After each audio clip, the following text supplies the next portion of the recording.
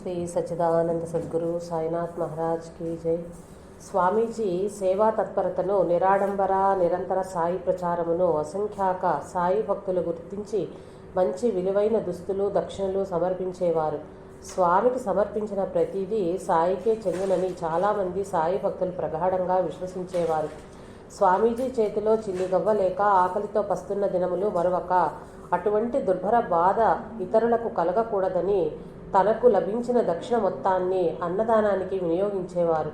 సాయి భక్తులు తనకు సమర్పించిన విలువైన వస్త్రాలను బీద సాధలకు వితరణ చేసి తాను మాత్రము కొల్లాయి గుడ్డతోనే తన జీవితాన్ని కొనసాగించారు. సాయి తత్వాన్ని నరనరాన జీర్ణించుకుని సాయినాథుని అడుగుజాడలలోనే జీవనయానము సాగిస్తున్న స్వామీజీ బాబా వలనే తనకు లభించిన దక్షిణ ధనమును ఏ రోజుకు ఆ రోజే బీదసాధులకు దానము చేసి సాయంకాలమునకు రిక్తహస్తములతో మిగిలిడివారు.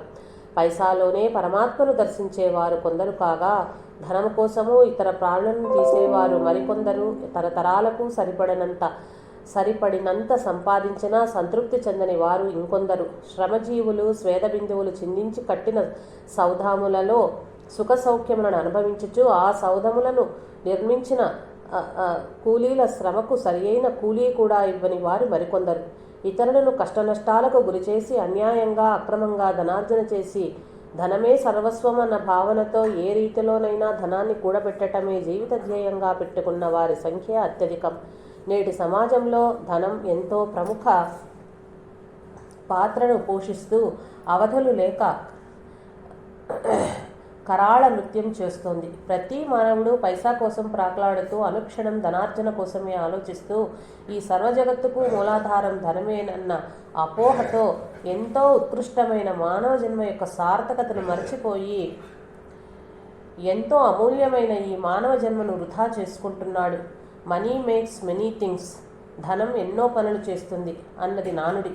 Money makes many things but not all the things. ధనం ఎన్నో పనులు చేస్తుంది కానీ అన్నీ కాదు అంటే మరింత అర్థవంతంగా ఉంటుంది. మానవుడు ఈ సమాజంలో జీవించటానికి ధనం అవసరమే కానీ ఆ ధనమే జీవిత పరమార్థం కాకూడదు. సంపాదన న్యాయార్జితమైనదిగా ఉండాలి. అట్టి సంపాదనలో ఎంత చిన్న మొత్తాన్ని సత్కార్యాలకు వినియోగించినా బాబా సంతసించి వారిని ఆశీర్వదిస్తాడని స్వామీజీ చెప్పేవారు. చెప్పటమే కాదు, ఆచరించి ఇతరులకు ఆదర్శప్రాయంగా నిలిచారు. ధనముతో తనకు పని లేదనియూ సాయి సేవయ్యే తన పరమావధి అని చెప్పిడివారు. తనకు భక్తులు సమర్పించిన దక్షిణ ధనాన్ని బీదసాధలకు అన్నదానము వస్త్రదానము చేయుటకు వినియోగించేవారు. బాబా తనకు లభించిన దక్షిణతో తరచూ అన్నదానం చేయుట మనందరికీ విదితమే. ఈ అన్నదాన కార్యక్రమంలో బాబాయే స్వయంగా అన్ని పనులు చేసి రుచికరమైన మరియు పౌష్టిక ఆహారమును భక్తులకు కొసరి వడ్డించడివాడు. సాయి బాటలోనే నడిచే మన స్వామీజీ కూడా తరచూ తానే స్వయంగా అన్నము సాంబారు తయారు చేసి భక్తులకు అన్నదానము గావించడివారు. స్వామీజీ చేతి వంట ఎంతో రుచికరంగా ఉండేది. స్వామీజీ వచ్చిన వారికి తృప్తికరంగా వడ్డించి వారు భుజించిన తరువాత వారిని సాయి స్వరూపులుగా భావించి వారికి దక్షిణ సమర్పించి తమ కోరికలను మన్నించి వచ్చినందులకు వారికి సాష్టాంగ నమస్కారము చేసి అతిథి దేవోభవ అన్న ఆర్యోక్తిని త్రికరణ శుద్ధిగా ఆచరించేవారు. స్వామీజీ అన్న దాన కార్యక్రమంలో భక్తులు ఎంతో ఉత్సాహంతో పాల్గొనేవారు. స్వామీజీ అన్నదాన కార్యక్రమం ఉన్న రోజున షిరిడీలో అధిక సంఖ్యాకులు వారి గృహమందు వంట చేసుకొనక కుటుంబ సభ్యులందరూ స్వామీజీ అన్నదాన కార్యక్రమంలో అతి సంతసమును విచ్చేసడివారు. బాబా సశరీరులుగా ఉన్నప్పుడు బాబాను దర్శించి బాబా అన్నదాన కార్యక్రమాలలో పాలు పంచుకొన భాగ్యమునకు నోచుకొని వారు స్వామీజీ అన్నదాన కార్యక్రమంలో తృప్తిగా భుజించి స్వామీజీలోనే బాబాను చుచ్చుకుంటూ స్వామీజీని మనసారా బాబాని గౌరవపూర్వకంగా సంబోధించడివారు. అన్ని దానములలోకి అన్నదానమే మిన్నాయన్న సాయి సూత్రాన్ని త్రికరణ శుద్ధిగా నమ్మి ఆచరించి ఇతరులకు ఆదర్శప్రాయంగా నిలిచిన మన స్వామీజీ ధన్యజీవి. స్వామీజీ అన్నదాన కార్యక్రమంలో కనులారాగాంచి గ్రామస్తులందరూ పాలు పంచుకున్నట గ్రహించి పటేల్ అనే షిరిడీ నివాసి బాసుమతి బియ్యము వంట చేయుటకు వంట పాత్రలను స్వామీజీకి సమకూర్చేవాడు. పురోహిత్ అనే మరి ఒక భక్తుడు కూడా వంట పాత్రలకు బాడుగా తీసుకోకుండా ఉచితంగా ఇచ్చేవాడు. సహృదయంతో ఒక సత్కార్యాన్ని ప్రారంభిస్తే సాయినాథుని స్ఫూర్తితో ఎంతోమంది ఆ కార్యక్రమానికి ఇతోధికంగా సాయం అందిస్తారని మనమందరం గ్రహించవలేను. అన్నదానము చేసిన తరువాత ఇంకనూ మిగిలిన ధనముతో అనేక భాషలలో వెలువడే సాయి సచ్చరిత్రలు, బాలబాలికల కోసం సులభ శైలిలో చిత్రాలతో వెలువడే పుస్తకాలను కొని అందరికీ వితరణ చేసేవారు. సాయి మందిరాలు నిర్మించే భక్తులకు అన్నదానం గావించే వారికి, బాబా నామ సప్తాహాలు చేసేవారికి ఇతోధికముగా తన ధన సహాయం అందించేవారు మన స్వామీజీ. కీర్తి ప్రతిష్టలకు ఆమడ దూరంలో ఉండే స్వామీజీ తన జీవిత కాలంలో ఎక్కడ మందిరాలు కానీ ఆశ్రమాలు కానీ నిర్మించడం చేయలేదు. తన సహాయంతో జరిగే కార్యక్రమాలలో సహితము తన పేరు బహిర్గతం కాకుండా జాగ్రత్త పడేవారు. చేయించేవాడు సాయినాథుడు. నేను నిమిత్త మాత్రుడనని వినయ విధేయతలతో తెలిపెడివారు. స్వామీజీ తనకు లభించిన దక్షిణను సాయి సొత్తుగానే భావించి సాయి స్వరూపులైన సాయి భక్తులకే దానిని వినియోగించి తాను మాత్రము సాయి సేవకుడు మిగిలిపోయారు. తన ధన మన అర్పణ తుచుకో అని ప్రతినిత్యము చావడిలో భజన చేసే స్వామీజీ దాన్ని త్రికరణ శుద్ధిగా ఆచరించి చూపి అందరికీ ఆదర్శప్రాయంగా నిలిచారు. నాసిక్ నివాసి శ్రీ రామానంద్ బాబాకి సుమారు 1960వ సంవత్సరం నుంచి మన స్వామీజీతో పరిచయం కలదు. రామానంద్ బాబా తరచు షిరిడి వచ్చి బాబాను దర్శించుకుని తిరిగి నాసిక్ వెళ్తుండేవారు. వీరు అవధూతల దర్శనార్థము వివిధ ప్రాంతాలు సందర్శించేవారు. రామానంద్ బాబాకు షిరిడీలో చాలామంది దక్షిణ సమర్పించేవారు. అందులో తమకు అత్యవసర ఖర్చులకు అతి కొద్దిగా ఉంచుకుని మిగిలినది స్వామీజీకి షిరిడి వచ్చే యాత్రికులకు అన్నదానము వస్త్రదానం కొరకు ఇచ్చేవారు. రామానంద బాబా తరచూ విదేహి, సతీ, అనసూయామాత, పరాడ్ సింగ్, నాగపూర్ జిల్లా మహారాష్ట్ర మరియు శబరిమాత ఆంధ్రప్రదేశ్లను దర్శించేవారు. మన స్వామీజీ రామానంద బాబాతో వారికి బాబా ప్రసాదాన్ని బూదీని పంపి వారి ఆశీస్సులను కోరమనేవారు. శబరిమాత రామానంద బాబాను చూడగానే షిరిడీ ప్రసాదం వచ్చింది అని అతి సంతోషంతో దానిని స్వీకరించేవారు. రామానంద బాబా షిరిడీకి తిరిగి వెళ్ళేటప్పుడు స్వామీజీకి ప్రసాదం పంపేవారు. స్వామీజీ ఏనాడు షిరిడీ దాటి వెళ్ళకపోయినా ఎంతోమంది అవధూతల దర్శనము ఆశీర్వాదము స్వామీజీకి లభించిన వైనాన్ని స్వామీజీ కృపతో ముందు మీకు వివరిస్తాను.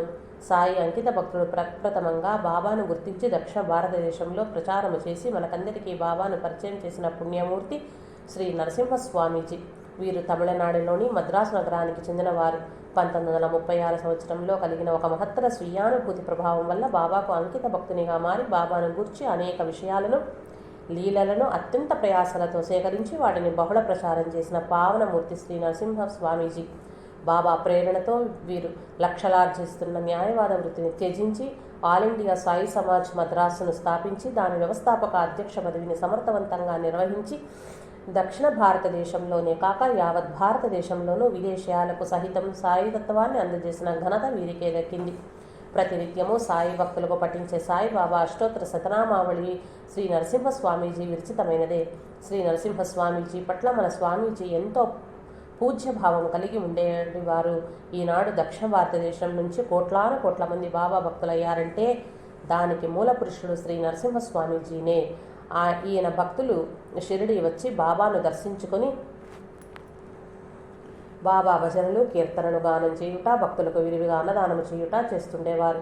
శ్రీ నరసింహస్వామీజీ తరువాత అంతటి కృషి సలిపిన వారు శ్రీ రాధాకృష్ణ స్వామీజీ మరియు శ్రీ కేశవయ్య స్వామీజీ. మన స్వామీజీ షిరిడి చేరిన క్రొత్తలో సాయిని సేవించి తరించిన అనేక భక్తులు షిరిడి వచ్చేవారు. స్వామీజీ వారికి అన్ని సదుపాయాలు సమకూర్చి వారితో కలిసిమెలిసి తిరుగుతూ వారి నుంచి అనేక సాయి జీవిత విశేషాలను, బాబా మహత్యాలను సేకరించి మన తరం వారికి అందించారు. అటువంటి విశేషాలను బాబా భక్తులకు తెలియజేసి వాటిని మాసపత్రికల్లోనూ చిన్న పుస్తకాలుగాను ప్రచురించమని ప్రోత్సహించేవారు. స్వామీజీ సాయి సేవలో తాను ఇంకా బాల్య దశలోనే ఉన్నానని గ్రహించి మరింత పట్టుదలతోనూ ఉత్సాహంతోనూ సాయి సేవను కొనసాగించారు. స్వామీజీ ప్రతినిత్యము షిరిడిలో గల మందిరాలలో 13 దీపాలు, ద్వారకామాయిలో 5, చావడిలో 2, గురుస్థాన్లో 2, దీక్షిత్వాడలో 1, పూర్వ సత్యనారాయణ వ్రతాలు జరిగే పై అంతస్తులో 1, సమాధి మందిరములో 1, లక్ష్మీ మందిరములో 1 వెలిగించేవారు. ఏ భక్తుడైనా ఆర్తితో సాయి అని పిలవగానే సాయినాథుడు కరుణించి కనుకరిస్తాడని మనందరికీ తెలుసు. అటువంటి సాయికి తన సర్వస్వాన్ని సమర్పించిన స్వామీజీని ఉపేక్షిస్తారా? సాయినాథుడు మన స్వామిని ఏ తీరున కరుణించినది తెలియచేయటానికి ఈ క్రింది సంఘటనలే సాక్ష్యము. స్వామీజీని షిరిడీకి వచ్చే భక్తులంతా గౌరవ మర్యాదలతో చూడటము, దక్షిణ, నూతన వస్త్రాలను బహుకరించటము, రిసీవరు చావడి బాధ్యతను అప్పగించి నెలకు 15 రూపాయలు గౌరవ వేతనము ఏర్పాటు చేయుట, స్వామీజీ గౌరవము దినదినాభివృద్ధి చెందుట గాంచిన స్వామీజీ మిత్రుడొకడు అసూయ ద్వేషాలతో స్వామీజీకి బాబా ప్రసాదంలో ప్రాణాంతకమైన విషాన్ని కలిపి తినిపించాడు. ఆ ప్రసాదం స్వీకరించిన స్వామీజీ వాంతులు విరేచనాలతో చిక్కి శల్యమయ్యారు. స్వామీజీ ఆరోగ్య పరిస్థితి దినదినానికి దిగజారి ప్రాణాంతకంగా కాగా షిరిడీ సంస్థాన ఆసుపత్రిలో చేర్పించారు. మాసము రోజులు ఆసుపత్రిలో ఉండి మందులు వాడినా కానీ స్వామీజీ ఆరోగ్యంలో కించిత్తైనా మార్పు రాలేదు. వైద్యులు తమ వల్ల కాదని ఆసుపత్రి నుండి పంపివేశారు. స్వామీజీ మిత్రుడైన కరుణాకరణ్ తుకారాం పరదేశీ అనే అతని ఇంటిలో ఒక గదిలో బాడుకకు ఉండేవాడు. అతనే స్వామీజీని తన గదికి తీసుకువచ్చి ఉంచుకున్నాడు. ఇంటి యజమాని స్వామీజీ పరిస్థితికి చాలా భయపడ్డాడు. కరుణాకరణ్ స్వామీజీ గురువు గారైన మత్తయ్య గారికి ఈ విషయమంతా విపులంగా జాబు ద్వారా తెలుపగా వారు వెంటనే జరీబుట్టి మొదలగు ఆయుర్వేద మందులతో షిరిడీకి వచ్చి నెల రోజుల పాటు వైద్యం చేయడంతో స్వామీజీ శరీరంలోని విషమంతా పోయి సంపూర్ణ ఆరోగ్యవంతులయ్యారు. మత్తయ్య గారు భక్త నివాసులో బస చేస్తూ స్నానం చేయడానికి రామచంద్ర దేశముఖ్ ఇంటికి వెళ్లారు. స్వామీజీ ఆరోగ్యవంతులైన పిదప ఓంకారేశ్వర్ వెళ్లి తలనీలాలు సమర్పించి రమ్మని పంపారు. స్వామీజీ ఓంకారేశ్వర్ వెళ్లి తన గురువు గారు ఆజ్ఞాపించిన రీతిన మొక్కు చెల్లించి వెంటనే షిరిడీకి తిరిగి వచ్చారు. తమ ప్రియతమ శిష్యులను రక్షించుటకు గురువు ఎంత శ్రమిస్తాడో తెలుసుకొనుటకు మత్తయ్య గారి ఒక ఉదాహరణ. గురువాజ్ఞను ఏ రీతిగా ఉత్తమ శిష్యుడు శిరస వహిస్తాడో తెలుసుకొనుటకు మన స్వామీజీ మనకు ఆదర్శము. అటు పిమ్మట స్వామీజీ తన మహాసమాధి పర్యంతరం వరకు షిరిడి పొలిమేరలు దాటి వెళ్లలేదు. స్వామీజీ షిరిడిలో ప్రవేశించిన తర్వాత 2 పర్యాయాలు మాత్రమే షిరిడి పొలిమేరలు దాటిన వైనము భక్తులు గ్రహింతురుగాక. స్వామీజీపై విష ప్రయోగం చేసిన వ్యక్తి ఎవరో స్వామికి తెలిసినా అతనిపై ఏమాత్రము ఆగ్రహించకపోగా పూర్వం వల్లనే అతనితో తన స్నేహాన్ని కొనసాగించారు. తనను హత్య చేయదలిచిన వ్యక్తిని సైతం క్షమించి అతనికి మిత్రత్వంలోని మాధుర్యాన్ని అనురాగాన్ని పంచి ఇచ్చిన మమతానురాగమూర్తి మన స్వామీజీ. కక్షలు కార్పణ్యాలతో రావణ కష్టమనే మరిపించే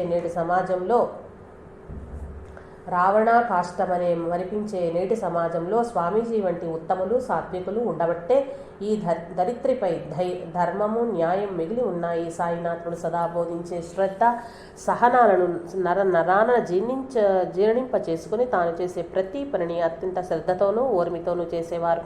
సాయి భక్తులంతా ఇదే విధంగా నడుచుకుంటే ఈ భూమి దివి కంటే మిన్నయ్యే ఎగును కదా. స్వామీజీకి మరొక పర్యాయం అనారోగ్యం చేసినప్పుడు లెండిబాగ్లోని బాబా బావి బుడికి నీరు త్రాగి ఊదిని సేవించి 4 ఆరతులకు హాజరు కాగా కొద్ది రోజుల్లోనే స్వామీజీ పూర్తి ఆరోగ్యవంతులయ్యారు. స్వామీజీకి ఏ అనారోగ్యం కలిగినా ఊదిని మాత్రమే సేవించేవారు. భక్తులు తెచ్చిన మందులను భక్తుల తృప్తి కొరకే తీసుకునేవారు.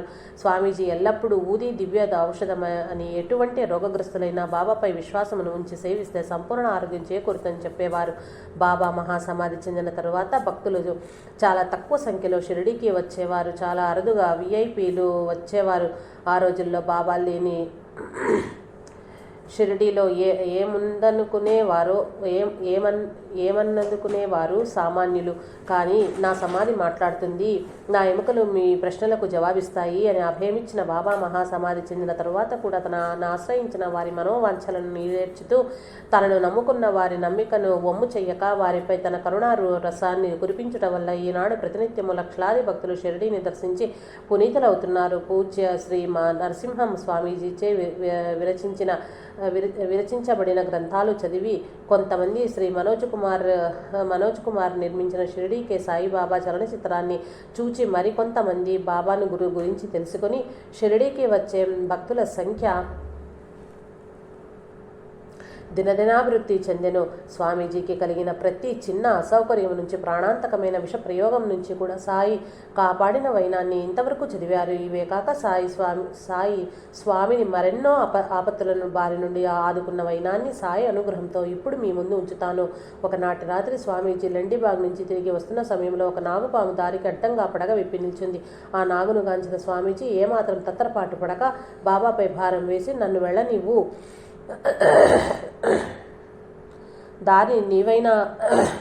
నన్ను వెళ్ళనివ్వు, లేక నీవైనా వెళ్ళు అనగా ఆ నాగు స్వామీజీకి దారి ఇచ్చి తన దారి తాను వెళ్ళిపోయింది. మరొక పర్యాయం కూడా స్వామీజీకి పాము తారసపడగా అక్కడకు అతి సమీపంలో ఉన్న సంస్థాన్ వాచ్మెన్ పామును కర్రతో కొట్టపోగా స్వామీజీ అతన్ని వారించి పక్కకు తీసుకువెళ్లారు. అంతలోనే ఆత్మానంద స్వామీజీ ఆ వాచ్మెన్ దగ్గర నుండి కర్రను తీసుకుని పాముకు అతి సమీపంగా వెళ్ళి కర్రతో దానికి రెండు వైపులా కొట్టి దారి చూపించగా ఆ నాగు ఆ దారి వెంబడి వెళ్ళిపోయింది. శివుని ఆజ్ఞ లేనిది చీమైనా కుట్టదు అని బాబా అనేక సందర్భాలలో తన భక్తులకు వివరించారు. బాబా అడుగుజాడల్లోనే తన జీవితాన్ని కొనసాగిస్తున్న స్వామీజీ ప్రాణాంతకమైన విషసర్పాలను సహితము సంహరింపక వాటిపై కనికరము చూపి తన జీవితమును ధన్యం చేసుకున్న మహామనీషి మన శివనేశం స్వామీజీకి ఎంతటి విపత్తు కలిగినా దాన్ని ఓర్మితో భరించేవారే కానీ సాయి సేవలు మాత్రం నిర్లక్ష్యం చేసేవారు కాదు. స్వామికి తనపై కల ప్రగాఢ విశ్వాసానికి మెచ్చిన సాయి స్వామిని ఎంతో ఉన్నత స్థితికి తీసుకువెళ్లారు. కొన్ని సందర్భాలలో ముందు జరగబోయే సంఘటనలను స్వామికి తెలిపేవారు. ఒకరోజు తెల్లవారుజామున ద్వారకామాయిలో బాబా పటాలకు గంధపు బొట్లు పెట్టి అలంకరిస్తున్న సమయంలో ఇప్పుడు కొంతమంది భక్తులు వస్తారు. వారి కుమారుడు ఇల్లు వదిలి వెళ్ళిపోయాడు. నేటి నుండి సరిగ్గా 3వ దినాన వారి కుమారుడు వారిని చేరుతాడు అని చెప్పమని తమిళంలో బాబా చిత్రపటం నుండి 3 పర్యాయములు వినిపించింది. అంతలోనే తమిళంలో సంభాషించుకుంటూ కొంతమంది భక్తులు ద్వారకామాయిలో ప్రవేశించడం గమనించిన స్వామీజీ వారి చెంతకు వెళ్ళి ఇల్లు విడిచి వెళ్ళిపోయిన వారి కుమారుడు 3వ రోజున వారింటికి వస్తాడని బాబా చెప్పమని తనను ఆజ్ఞాపించారని చెప్పగా వారు ఆశ్చర్యచకితులయ్యారు. వారి కుమారుడు తప్పుపోయిన వైనము వారెవ్వరికీ చెప్పలేదు. వారు స్వామికి నమస్కరించి ఆ సాయంత్రమే తిరుగు ప్రయాణానికి సన్నాహాలు చేసుకున్నామని స్వామి చెప్పిన విధంగా జరిగితే వెంటనే తెలియజేస్తామని చెప్పి సెలవు తీసుకున్నారు. ఈ కలియుగంలో బాబా వాక్కుకి ఎదురు లేదని రుజువు చేస్తూ ఆ తప్పిపోయిన వారి కుమారుడు 3వ నాటికి తనంతట తానే ఇంటికి వచ్చి తల్లిదండ్రులను కలిశాడో. ఇటువంటి అనేక లీలలు చేసిన బాబా వాటికి స్వామిని కారణభూతునిగా చేసేవారు. మరికొన్ని సందర్భాల్లో బాబా స్వామీజీ రూపంలో దూర ప్రాంతాల్లో సహితము దర్శనమిచ్చి వారి బాధలను నివారించారు. కరుణాకరణ్ అనే భక్తులు షిరిడీలో గల స్వామి మద్రాసు హోటల్లో పనిచేస్తూ ఉండేవాడు. స్వామీజీకి మంచి మిత్రుడు కూడా. ఇతను ఉబ్బసం వ్యాధితో బాధపడేవాడు. ఒకనాటి రాత్రి విపరీతంగా ఆయాసం వచ్చి ద్వారకామాయిలో దుప్పటి కప్పుకొని స్తంభానికి ఆనుకుని కూర్చుని బాబా నామస్మరణ చేస్తుండగా స్వామి అతను కప్పుకున్న దుప్పటి లాగి ఒక మూలిక ఇచ్చి దీన్ని నోట్లో పెట్టుకొని బాధ తగ్గుతుంది అని చెప్పారు. కానీ అతను ఆ మూలికను జేబులో వేసుకుని తెల్లవారిన తర్వాత స్వామిని ఆ విషయం అడగగా స్వామీజీ తాను ఆ సమయంలో తన గదిలో ఉన్నట్టు తాను ఏ మూలికను ఇవ్వలేదని చెప్పారు. కరుణాకరన్ ఆ మూలికను తీసి చూపించగా ఇది బాబా లీలయ్యే గాని మరొకటి కాదని ఇరువురు గ్రహించింది. ఆ మూలికను తిన్న కరుణాకరన్కు ఛాతిలో పేరుకున్న కఫం బయటకు వచ్చి ఉపశమనం కలిగింది. ఆ మూలికలో కొంత భాగాన్ని తీసుకున్న స్వామీజీ దాని పేరు తెలుసుకుని తమ భక్తుల ద్వారా దానిని సేకరించి ఉబ్బసం ఉన్న వ్యక్తులకు ఇవ్వగా అది దివ్య ఔషధంగా పనిచేసింది. నేను ఈ గ్రంథ సంకలనకర్త. 1985 ఫిబ్రవరి మాసంలో కుటుంబ సమేతంగా బాబా దర్శనానికి షిరిడి వెళ్ళినప్పుడు జరిగిన సంఘటన. స్వామీజీ ఎంతటి నిరాడంబరుడో, బాబా కృపా కటాక్షంలో ఆయనకు ఎంతగా లభించినవో మీకందరికీ తెలియజేస్తున్నందున విశ్వాసంతో మీకు అందిస్తున్నాను. ఒకరోజు కాకడాహారతి పూర్తి అయిన పిమ్మట ద్వారకామాయి ప్రక్క నుంచి వెళ్తుంటే స్వామీజీ నాకు ఎదురు వస్తున్నారు. ఆయన ఎవరో అప్పటి వరకు నాకు తెలియదు. ఇంతలోనే సుమారు 10 మంది ఆంధ్ర నుండి వచ్చిన భక్తులు ఆయన చుట్టుముట్టి పాద నమస్కారాలు చేస్తుంటే ఆయన విసుగుతో పోండి నాకెందుకు నమస్కారాలు చేస్తారు, బాబా దగ్గరకు పోండి అని కసురుకుంటూ వారిని తప్పించుకోవటానికి ప్రయత్నిస్తుండగా ఆ భక్తుల్లో ఒకరు, మీరు మా అమ్మాయికి జ్వరం వచ్చినప్పుడు మా ఇంటికి వచ్చి మా అమ్మాయి నుదుట దూది పెట్టగానే 4 రోజుల నుండి జ్వరంతో బాధపడుతున్న మా అమ్మాయికి స్వస్థత చేకూరింది అని చెప్పగా స్వామీజీ తాను ఎవరింటికి వెళ్ళలేదని, వారెవరో తనకు తెలియదని ప్రక్క నుంచి వెళ్ళబోతుంటే 6 లేక 7 సంవత్సరాల వయసు చిన్న పాప స్వామిని చూపించి ఈ తాతే నాకు జ్వరం వచ్చినప్పుడు బొట్టు పెట్టారని చెప్పింది. బాబాయే తన రూపంలో దర్శనమిచ్చారని, అది బాబా లీలేనని, బాబాని నమ్ముకోమని వారికి తెలిపి తన దారిన తాను వెళ్ళిపోయారు. ఇంతటి మహిమలు గల స్వామీజీ తాను సాయి సేవకుడని మాత్రమే చెప్పుకునేవారు. సాయి భక్తుడని కూడా చెప్పటానికి సాహసించేవారు కాదు. ఆడంబరాలకు ఆమడ దూరంలో ఉండేవారు. ప్రతి నిమిషము ఆయనకు ఎంతో విలువైనది. ప్రతి క్షణాన్ని సాయి సేవకే వినియోగించేవారు. సాయి భక్తులు తమ జీవితాలను ఎలా మలుచుకోవాలి, సాయి సేవని ఏ విధంగా చెయ్యాలి, సాయి కరుణా కటాక్షలను ఏ తీరున పొందాలి, తెలుసుకోవటానికి స్వామీజీ జీవిత విధానమే మనకు మార్గదర్శకము. సాయి సేవలో అగ్రగణ్యులైన స్వామీజీ జీవితము ఒక తెరిచిన పుస్తకము. అందులోని ప్రతి అక్షరము అమృతతుల్యమే. అందులో నుంచి ఒక అమృత బిందువును మనం ఆస్వాదించినా మన జన్మ సార్థకమగును. ఈనాడు ఆంధ్రప్రదేశ్ నుంచి షిరిడి దర్శించే భక్తుల సంఖ్య విపరీతంగా పెరిగినందున సంగతి మీకందరికీ విదితమే. షిరిడీలో ఎక్కడ చూచినా ఎక్కువగా తెలుగు మాట్లాడే వారి తారసపడతారు. తెలుగు నాట మారుమూల పల్లెలలో సహితము బాబా మందిరాలు వెలిశాయంటే అక్షయోక్తి కాదు. ఆంధ్రప్రదేశ్లో బాబా ప్రచారం ఇంత విస్తృతంగా జరగటానికి మూల కారణం మన పూజ్య స్వామీజీయే. తెలుగు భాషలో ప్రప్రథమంగా బాబా సంపూర్ణ జీవిత చరిత్రను శ్రీ పత్రి నారాయణరావు గారు బాబా సంపూర్ణ జీవిత చరిత్రం అనే నిత్య పారాయణ గ్రంథాన్ని అందించగా దాని తర్వాత ఆచార్య ఎక్కిరాల భరద్వాజ గారు అందించిన ఆణిముత్యము సాయి లీలామృతము. ఈ గ్రంథరాజము నిజంగా సాయి భక్తులకు ఒక అమృత భాండమే. దీని తర్వాత ప్రముఖ నటుడు శ్రీ విజయచందర్ బాబా పాత్రను పోషించగా విడుదలైన చిత్రం శ్రీ షిరిడి సాయి బాబా మహత్యం. వీటి వల్ల సాయి లీలను చవిచూచిన అసంఖ్యాక ప్రజానీకం బాబాకు అంకిత భక్తులుగా మారి షిరిడీని దర్శించటం ప్రారంభించారు. అన్నింటికంటే అతి ప్రభావితం చేసినవి ఆచార్య శ్రీ ఎక్కిరాల భరద్వాజ గారి కలమ నుండి జాలువారిన ఆణిముత్యాలు. ఈయనను సాయి భక్తులందరూ గౌరవపూర్వకంగా మాస్టరు అని సంబోధిస్తారు. ఈయన సుమారు 2 దశాబ్దాల కాలం శ్రమించి బాబాను దర్శించి సేవించిన భక్తుల నుంచి వారి వారసుల నుంచి మరియు అనేక భాషలలో వెలువడిన సాయి బాబా గ్రంథాలను పరిశోధించి సాయి లీలామృతంలో పొందుపరిచారు. వీరి కృషిని ప్రోత్సహించి ఇతర భాషల ముఖ్యంగా మరాఠీలో వెలువడిన అసంఖ్యాక సాయి లీలను అనువదించి మరియు తాను సేకరించిన సాయి లీలను మాస్టర్ గారికి అందించిన అమృతమూర్తి మన పూజ్య శ్రీ శివనేశన్ స్వామీజీయే. ఈ విషయాన్ని మాస్టరే స్వయంగా తమ గ్రంథాల్లో పేర్కొన్నారు. మాస్టర్ గారిని గురించి వారి కృషిని గురించి నేను మీకు తెలియచేయటం కొంతవరకు హాస్యాస్పదమే అగును. మన పూజ్య స్వామీజీని గురించి ప్రథమంగా తెలుగువారికి పరిచయం నచ్చిన మాస్టర్ గారి గురించి కొంతైనా ప్రస్తావించకపోతే అది తెలిసి చేసిన తప్పిదమే కాక ఈ గ్రంథం అసంపూర్ణమే యగును. వీరు బాబాను గురించి ప్రథమంగా వెలువరించిన గ్రంథరాజమైన సాయి లీలామృతం నాటికి నేటికి ఏనాటికి కూడా ప్రామాణికమైనదని చెప్పటంలో ఏమాత్రమూ అతిశయోక్తి లేదు. వీరు రచించిన ప్రతి గ్రంథము ఒకదానికి మించిన మరొకటి దైనికదే సాటి. ఒక్క బాబాను గురించే కాక అనేక అవధూతల చరిత్రలను మనకు అందించిన ఘనత మాస్టర్ గారిదే. ఈయన తన చివరి శ్వాస వరకు తన జీవితాన్ని బాబా సేవకి అంకితం చేసిన పావనమూర్తి. తనకు లభించిన అత్యుత్తమైన ఐఏఎస్ ఉద్యోగమును సహితము త్రోసి రాజని తన జీవితాన్ని బాబా సేవకే అంకితం చేయటమే కాక బాబా తత్వాన్ని అతి విపులంగా అందరికీ అందించిన తన శిష్యుల హృదయాలలో స్థిర నివాసం ఏర్పరచుకున్న ధన్యజీవి మన మాస్టరు. వీరు రచించిన అనేక గ్రంథాలు ఆంగ్లము, హిందీ, తమిళము, మలయాళం మొదలగు భాషల్లోకి అనువదించబడి ప్రపంచ ప్రఖ్యాతిగాంచినవి. వీరు అర్ధ శతాబ్ది కాలమే జీవించిన సాయి భక్తులకు అనేక జన్మలకు సరిపడా సాయి లీలామృతాన్ని అందించిన అమరజీవి. నేడు మాస్టర్ గారే మన మధ్యన ఉంటే స్వామీజీ సేవా తత్పరతను చక్కటి శైలిలో మరే ఇతర గ్రంథానికి సాటి లేని గ్రంథంగా మలచి మనకు అందించి ఉండేవారు.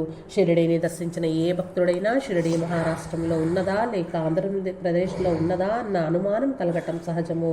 దీనికి కారణం షిరిడీని దర్శించే భక్తులలో అత్యధిక శాతం ఆంధ్రులు కావటమే. దినదినానికి పెరుగుతున్న ఆంధ్ర భక్తులను చూచిన స్వామీజీ తెలుగువారు బాబాను ఆంధ్ర రాష్ట్రం తీసుకుపోతారేమోనని అనుమానం కలుగుతోందని చలోక్తిగా అనేవారు.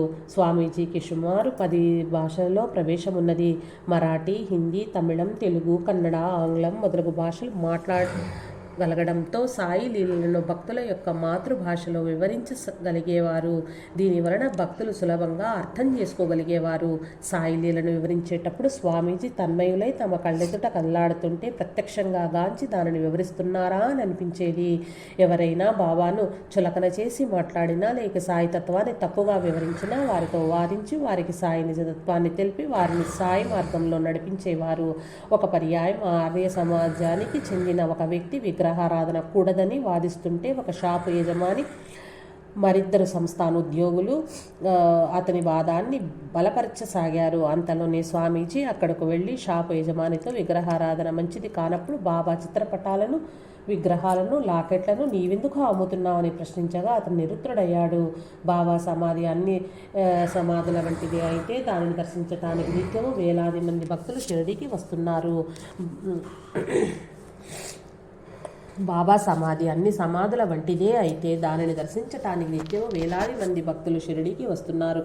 బాబా విగ్రహాన్ని మలిచే సమయంలో బాలాజీ వసంతరావు తాలీం బాబా విగ్రహాన్ని మలిచిన మహాశిల్పికి స్వప్న దర్శనం ఇవ్వలేదా?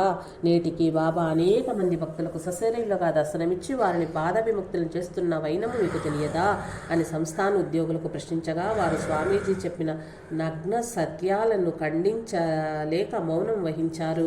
స్వామీజీ వాగ్దాటికి ముక్తుడైన ఆర్య సమాజానికి చెందిన వ్యక్తి భగవంతుడు నిర్గుణ స్వరూపుడని వేదాలు వక్కాణించుచున్నవి కదా, మరి అటువంటప్పుడు బాబా భగవంతుడా లేక భగవంతుని అవతారమా అని విధేయతలతో ప్రశ్నించగా స్వామీజీ బాబా జ్యోతి స్వరూపుడు నిర్గుడైన ఆ భగవంతుని సామాన్యులమైన మనమదిలో నిలిపి ధ్యానించుట కష్టసాధ్యమని మన ఎందు దయదలిచి మాయా శరీరముతో ఒక ఆకారాన్ని ధరించి ఆ రూపాన్ని మనమదిలోని హృదిలోను పదిలంగా నిలుపుకోవటానికే సాక్షాత్తు ఆ పరబ్రహ్మమే సాయిగా అవతరించారని వివరించారు.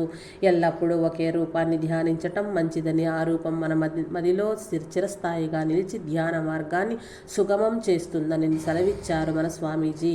సాయి భక్తులు బాబా మందిరాలు నిర్మిస్తున్నామని కానీ మరికొంతమంది బాబా గ్రంథాలను ప్రచురిస్తున్నామని ఆ కార్యక్రమం జయప్రదంగా జరగాలని ఆశీర్వదించమంటే పోండి బాబాకు చెప్పుకోండి, బాబాని వేడుకోండి, అంతా ఆయనే చేయించు ఉంటాడు, బాబాకే చెప్పుకోండి అనేవారు. స్వామీజీ మాటలను సరిగా అర్థం చేసుకోలేని వారు స్వామి కసురుకుంటున్నారనుకునేవారు. కానీ స్వామీజీ దృష్టిలో సర్వం సాయిమయమే, అంతా ఆయనలోనే ఉంది, అన్నిటా సాయినాథుడే ఉన్నాడు, చేయించుకునేది కూడా సాయినాథుడే, మనం నిమిత్త మాత్రులము అని స్వామీజీ ప్రగాఢంగా విశ్వసించేవారని మనం అర్థం చేసుకోవాలి. స్వామీజీ ఎల్లప్పుడూ సాయి సర్వాంతర్యామి, అంతటా అందరిలోనూ అన్నింటిలోనూ సాయి ఉన్నాడు, సాయి లేనిదే ఈ జగత్తు లేదు అనే ఘంటాపతంగా చాటేవారు. వ్యాపార సరిగా తెలియని ఒక వర్తకుడు షిరిడీలో అంగడి పెట్టుకుని విపరీతంగా నష్టపోయాడు. స్వామీజీ ద్వారకామాయిలో ఉండగా కోపంతో అక్కడకు వచ్చి సాయి సర్వంతర్యామి అంతటా ఉన్నాడు, అన్నింటిలో ఉన్నాడు అని మీరు చెబుతున్నారు కదా, ఇది నిజమేనా, నిరూపించగలరా అని ఎంతో ఉద్వేగంతో ప్రశ్నించగా స్వామి అంతకంటే ఎన్నో రెట్లు దృఢంగా అవును నిజమే అని సమాధానం ఇవ్వగా ఆ వచ్చిన వ్యక్తి చేతిలో గల ఖాళీ అగరుబత్తి ప్యాకెట్ను నేలపై విసిరి ఇందులో కూడా బాబా ఉన్నాడా, ఉంటే చూపించు అని స్వామికి సవాలు విసిరాడు. అగరబత్తి ప్యాకెట్ నేలకు తాకి కొంత దూరం జారి అందులో నుండి సాయిబాబా ఫోటో బయటకు వచ్చింది. ఇది గాంచిన ఆ వ్యక్తి అచేతనుడవ్వగా స్వామీజీ అతన్ని ఓదార్చి, సాయిని నమ్ముకున్న వారిని సాయి ఎన్నడూ అలక్ష్యం చెయ్యడు, ఆయననే విశ్వసించి ఆయన ఎందు దృఢభక్తిని కలిగి ఉంటే నీకు మేలు జరుగుతుంది అని స్వాంతన వచనములు పలికి అతన్ని పంపించి వేశారు. అతను సాయిని భక్తి విశ్వాసాలతో కొలవగా అనతి కాలంలోనే అతని వ్యాపార వృద్ధి చెంది లాభాలు గడించి భార్యాపిల్లలతో సుఖంగా జీవితాన్ని కొనసాగించాడు. నన్ను నమ్మిన వారినెన్నడూ నేను పతనం కానివ్వను అన్న బాబా అభయం మరొకసారి రుజువైంది. బాబా ఎందు దృఢభక్తి విశ్వాసాలు గల వారి చెంతకు చింతలు చేరవు. స్వామీజీ ఎల్లప్పుడూ బాబా నామరూపరహితుడు, జనన మరణాలకు అతీతుడు, నిర్గుణుడు, సాక్షాత్తు పరబ్రహ్మ. ఈ సత్యము నెరింగి సాయిని సేవించువారు సాయిలోనే ఐక్యమందును అని చెప్పేవారు. షిరిడీకి వచ్చే భక్తుల సంఖ్య దినదినాభివృద్ధి చెందటంతో చావడిని ప్రతినిత్యము తెరిచి ఉంచటం మొదలుపెట్టారు. సంస్థాన్ వారు స్వామీజీకి కొంత విశ్రాంతి కల్పించాలనే సదుద్దేశంతో స్వామీజీని చావడి బాధ్యతల నుండి తప్పించారు. దాని తర్వాత స్వామీజీ చావడిలో ప్రతినిత్యము ఉదయం సాయంత్రం జరిగే భజన కార్యక్రమంలో పాల్గొనేవారు. ఉదయం భజన కార్యక్రమం సమాధి మందిరంలో జరిగే అభిషేకానికి, పూజా కార్యక్రమాలకు అంతరాయం కలుగుతోందని సంస్థాన్ వారు ఉదయం భజన కార్యక్రమము ఆపివేశారు. సాయంత్రం భజన మాత్రం ప్రతినిత్యము స్వామీజీ మహాసమాధి చెందే వరకు కొనసాగింది. సుమారు 2 దశాబ్దాలు ప్రతినిత్యము చావడిలో భజన కార్యక్రమాన్ని నిర్వహించారు స్వామీజీ. స్వామీజీ ఎప్పుడూ భక్తికి 3 మెట్లని, అందు మొదటిది పూజ, రెండవది భజన సత్సంగము కాగా మూడవది ధ్యానం అని చెప్పేవారు. ఏ భక్తుడైనా పూజలు నిర్వహించేటప్పుడు మనసును పూర్తిగా ఆ కార్యక్రమంలో నిమగ్నం చేయుట కష్టమనియు, భజనలోనూ సత్సంగంలోనూ పాల్గొనే భక్తులు చాలా వరకు నిమగ్నతను సాధిస్తారని, తరువాత భగవంతుని గురించి సరి అయిన అవగాహన నేర్పర్చుకొని నిర్గుణ స్వరూపుడైన ఆ భగవంతుని ఆరాధించటానికి ధ్యానం దోహదం చేస్తుందని చెప్పేవారు. నిర్గుణ స్వరూపి అయిన సాయి భక్తోద్ధరణ కోసం సాకార రూపాన్ని ధరించాడు కాబట్టి ఎల్లప్పుడూ ఒకే రూపాన్ని ధ్యానిస్తే మంచిదని రచించేవారు. స్వామీజీకి భక్తులు ఎన్నో రకాల నైవేద్యాలను సమర్పించినా వాటన్నింటినీ బాబా భక్తులకు ప్రసాదంగా వితరణ చేసి తాను బాబాకు నివేదించిన ప్రసాదాన్ని మాత్రమే భుజించేవారు. సాయి వలనే స్వామి కూడా రుచులకు ప్రాధాన్యతనిచ్చేవారు కాదు. స్వామీజీకి ఎందరో భక్తులు రుచికరమైన మిఠాయిలు, మేలిరకపు పళ్ళు, కొన్ని హోటళ్ల నుండి ఉపాహారాలు, భోజన పళ్ళాలు పంపించేవారు. వాటి రుచినైనా చూడకుండా వాటన్నింటినీ బాబా భక్తులకు పనిచేసేవారు. స్వామీజీలోనే సాయిని దర్శించి ఆయనకు సమర్పించిన ప్రతిదీ సాయికే చెందుతుందన్న దృఢ విశ్వాసంతో భక్తులు ఎన్నో కానుకలను స్వామికి సమర్పించేవారు. వాటన్నింటినీ సాయి భక్తులలో సాయినే గాంచి వారికి సమర్పించేవారు స్వామీజీ. స్వామీజీని దర్శించిన ఏ భక్తుడు రక్తహస్తములతో వెళ్ళనిచ్చేవారు కాదు. వారికి బాబా ప్రసాదము, తీర్థము, పండో, ఫలమో, సాయి చిత్రపటమో, సాయి గ్రంథమో ఏదో ఒకటి బహుకరించేవారు. ప్రతి నిత్యము హోటళ్ల నుండి భోజనం తెచ్చే పిల్లలకు సైతము స్వామీజీ ఏదో ఒకటి ప్రసాదించేవారు. నా చెంతకు వచ్చిన రిక్తహస్తములతో తిరిగి వెళ్ళిన వారిని ఒక్కరినైనా చూపించండి అన్న బాబా అభయము మనందరికీ స్మరణకు తెస్తోంది స్వామీజీ చర్య. స్వామీజీ ఎల్లప్పుడూ తాను సాయికి, సాయి భక్తులకు సేవకుడని వినమ్రతతో విన్నవించేవారు. స్వామీజీ నిరాడంబరత, వారి నిస్వార్థ సాయి సేవ, వారి అకుంఠిత సాయి దీక్షకు, వారి సంస్కారానికి, వారి దాన గుణములకు, వారికి గల వేద విజ్ఞానానికి ప్రణమిల్లి వారిని గౌరవ ప్రపత్రతో బాబా, గురుదేవ్, స్వామీజీ అని సంబోధించేవారు. పండితులు, పామరులు, ధనవంతులు లేదా కడు బీదవారు, పెద్దలు, పిన్నలు, ఉన్నత విద్యలలో ఉన్న వారు, చిరు ఉద్యోగులు, వ్యాపారవేత్తలు, పారిశ్రామికవేత్తలు, రాజకీయవేత్తలు, డాక్టర్లు, లాయర్లు, శాస్త్రవేత్తలు మొదలగు వారు స్వామీజీకి భక్తులయ్యారు. స్వామీజీ దృష్టిలో సర్వరూ సమానమే. స్వామీజీ వారికి బాబా యందు ఎంత భక్తి ఉన్నదని మాత్రమే అన్వేషించేవారు గాని ఇతరముల జోలికి పోయేడివారు కాదు. అందరినీ ఒకే తీరున ఆదరించేవారు. ఆయనను దర్శించే ప్రతి భక్తునితోనూ మనందరికీ సర్వము సాయినాథుడే. ఎట్టి విపత్తు సంభవించినను ఆయన యందు విశ్వాసాన్ని సడలించకండి. సాయినామమే మనకు శ్రీరామ రక్ష అని బోధించడివారు భక్తోద్ధారకుడు స్వామీజీ. మన పూజ్య శ్రీ శివనేశం స్వామీజీ దేశ విదేశాలలో కల అనేక మందిని సాయి అంకిత భక్తులుగా మార్చి వారిని ఉద్ధరించారు. వీరందరి గురించి క్లుప్తంగా ప్రస్తావించినా కానీ ఈ గ్రంథం అతి విస్తారమవుతుందన్న తలంపుతో స్వామీజీ ఆశీస్సులతో తమ సర్వస్వాన్ని సాయికి అంకితమునర్చిన ఇరువురి సాయి అంకిత భక్తుల గురించి మాత్రం మీకు అందించకపోతే ఈ గ్రంథం అసంపూర్ణమవుతుందన్న తలంపుతో స్వామీజీ మరియు సాయిబాబా కరుణా కటాక్షములతో తమ జీవిత గమ్యాలనే మార్చుకున్న శ్రీ అయోధ్య గారి గురించి మరియు విదేశీయురాలైన కుమారి క్రిస్టియన్ ఓం సాయి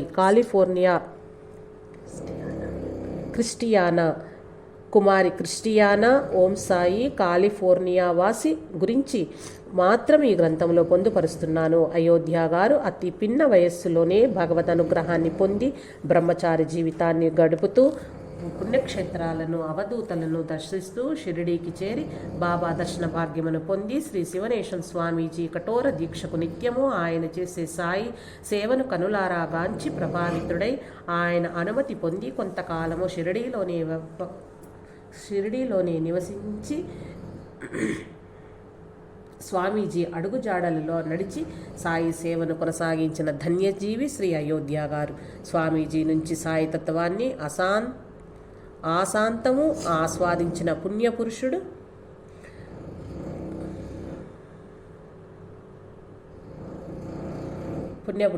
ప్రతినిత్యము ద్వారకామాయి చావడిలోనూ సేవ చేసుకుంటూ లెండి వనములోని నందాదీపాలకు, తత్తమందిరాలకు, గురుస్థానములకు ప్రదక్షిణలు గావించుచు పారాయణం చేయుచు రాత్రులందు స్వామి ద్వారా తనకు గల ఆధ్యాత్మిక విషయములను గురించిన సందేహములను నివృత్తి చేసుకొనుచు స్వామి భుజించడి సాయి ప్రసాదముని తాను భుజించి అంత పిన్న వయస్కులోనే అతని నిరాడంబరంగా జీవితాన్ని కొనసాగించి ఆధ్యాత్మికంగా అత్యున్నత శిఖరమును అధిరోహించిన భక్తవరేణ్యుడు శ్రీ అయోధ్య గారు. కొంతకాలం షిరిడీలో ఉన్న తదుపరి స్వామీజీ ఆజ్ఞ మేరకు అవధూత రామిరెడ్డి తాత చెంత కొంతకాలము ఉండి ఆయనకు శుశ్రూషలు చేసి రామిరెడ్డి తాత ఆనతిపై స్వామీజీ ఆశీస్సులతో నిర్మించబడిన శ్రీ దత్త వెంకట సాయి సేవా సమాజము దత్తగఢ్ కల్లూరు 504-109 ఆదిలాబాద్ జిల్లా ఆంధ్రప్రదేశ్ నందు 12 సంవత్సరములు అన్నపానీయములు త్యజించి నిత్యము అతి కొద్ది క్షీరమును మాత్రము సేవించి తపమాచరించి ఇటీవలే సమాధి చెందిరి. యవ్వనములో ఉండి కూడా ఏ విధమైన సుఖ సంతోషాల కొరకు ప్రాకులాడక సిరి సంపదలకై వెంపర్లాడక జ్ఞాన సముపార్జన ఎందే మనస్సును లగ్నం చేసి అర్షడ్వర్గాలను జయించి ప్రతి క్షణాన్ని భగవత్కృపకే అంకితం చేసి భగవంతుని పాద సన్నిధికి చేరిన తపోమూర్తి శ్రీ అయోధ్య గారి జీవితం మనందరికీ ఆదర్శప్రాయమే.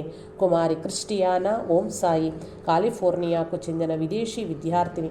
ఈమె సాయిని స్వప్నం నందుగాంచి బాబా ఆజ్ఞ మేరకు అష్టకష్టములు పడి సహ విద్యార్థుల నుంచి ఉపాధ్యాయుల నుంచి విరాళాలు సేకరించుకుని భారతదేశంలో వచ్చి స్వామీజీ మార్గదర్శకత్వంలో సాయిని 8 వర్షములు సేవించుకొని స్వామీజీ సమాధి అనంతరము సాయి లీలలను మననము పదిలపరుచుకొని స్వదేశానికి ఎగిన ధన్యజీవి. ఈమె యొక్క మంచి మనసెరిగి ఈమెను చేరదీసి సాయితత్వాన్ని